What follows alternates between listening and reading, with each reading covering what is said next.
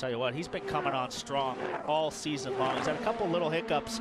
You know, if Elkhart Lake, he hadn't had that camber adjuster problem. That was his worst finish of the year, a 16th when he was up front. If he'd have got a solid top 5 there, we'd be looking at a much tighter points race. You know, we talk a lot about the growth of Alexander Rossi's skill set in IndyCar and kind of these dominant performances. Let's not forget the impact on Rossi's career when Jeremy Millis showed up at the team. It's his race engineer. His race engineer, after doing so much with Joseph Newgarden at ECR and coming over to Andretti.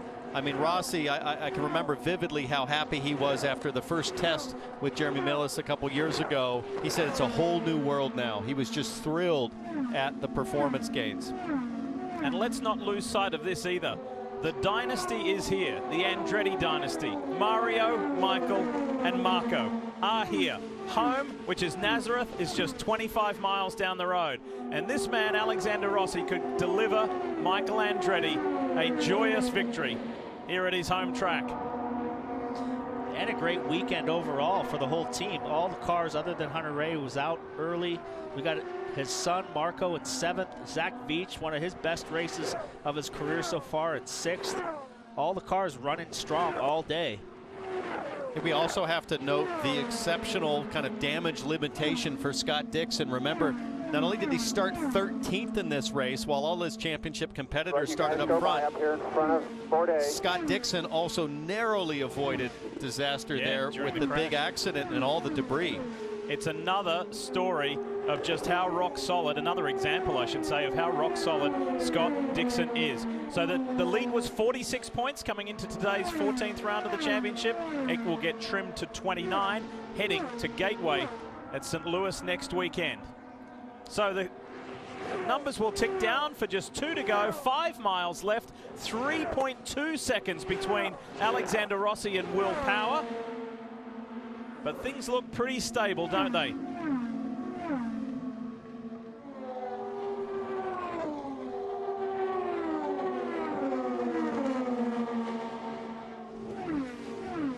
Rossi had that pole to victory lane win at Long Beach earlier this year. Absolutely dominated all day long. And he is the most recent winner after that fabulous race at Mid-Ohio where we saw so much passing. That hasn't been the case today, but it's still been plenty to chew on. 1 lap to go, 2.5 miles. And that's the voice of Rob Edwards, the Chief Operating Officer of Andretti Autosport, oversees all of Andretti's racing operation, and is the man in the ear of this guy here, Alexander Rossi. Raindrops now finally coming onto the camera. We knew it was going to rain at some point, but what a day. What a day. And he notches up another one at a different circuit, another victory at a different circuit. Alexander Rossi will spoil the Will Power three-peat, but he gets another win. Rossi wins in Pocono. His 3rd win on the season and 5th career win. And as far as the season is concerned, back-to-back, it's Mid-Ohio and Pocono for Rossi.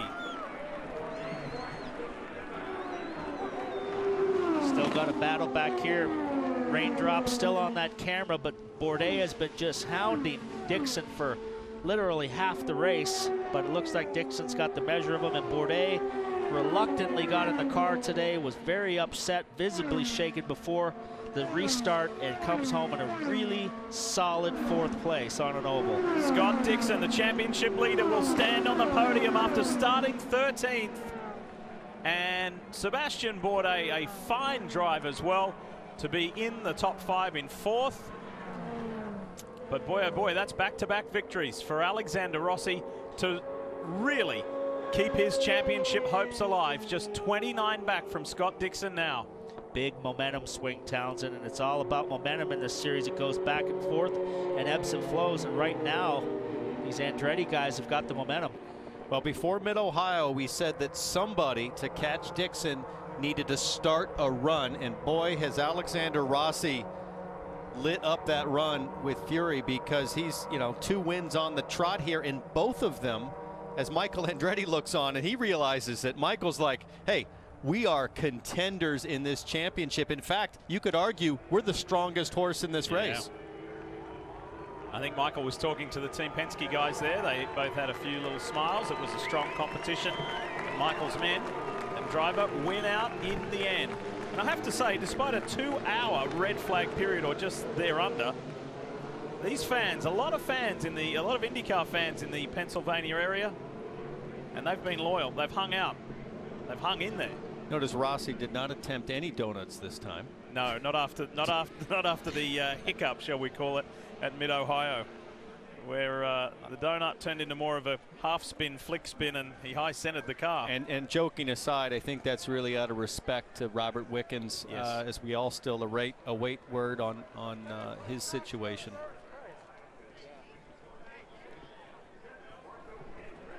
And I think, as we heard during that lengthy break, that Alexander will say, yes, that win is good, and yes, I've helped my championship chances, but I'll still be thinking about Robert Wickens. 5th career win, 3rd win on the season. This 26-year-old Californian just goes from strength to strength. He wins the ABC Supply 500. Our man Kevin Lee is down there in victory lane. Let him celebrate with the Napa Andretti Autosport crew, about as dominating as a race as we've seen in a while. And by the way, we just said that 3 weeks ago when he won at Mid-Ohio, but this time 180 laps led on the oval. 3rd win of the year, matching Newgarden and Dixon. Alexander Rossi has picked up 41 points on Dixon in the championship just in the last 2 races. His girlfriend Kelly there with just a dominant drive here today.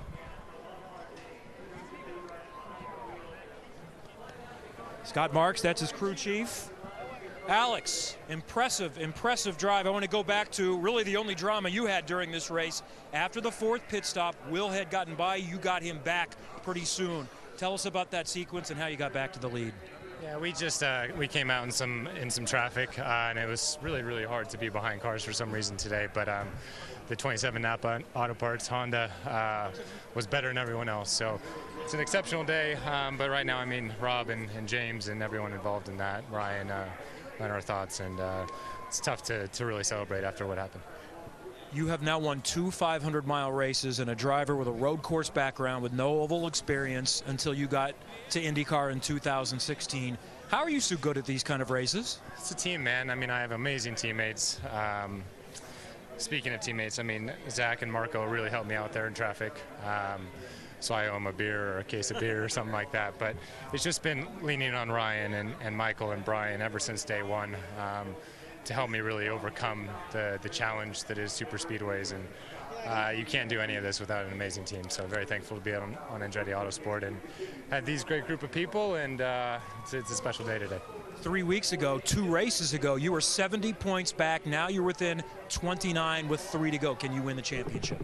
We're gonna try, man. We're executing like we've said we need to do on Sundays, and we'll do everything we can to keep that rolling. There's no time to rest now. We're in Gateway in 5-6 days. Well done. Thank you. Alexander Rossi dominates at Pocono. And surrounded by the Andretti Autosport team, and some lovely thoughts from Alexander Rossi in regards to Robert Wickens, but also crediting these guys. His team got him to victory lane, back-to-back wins.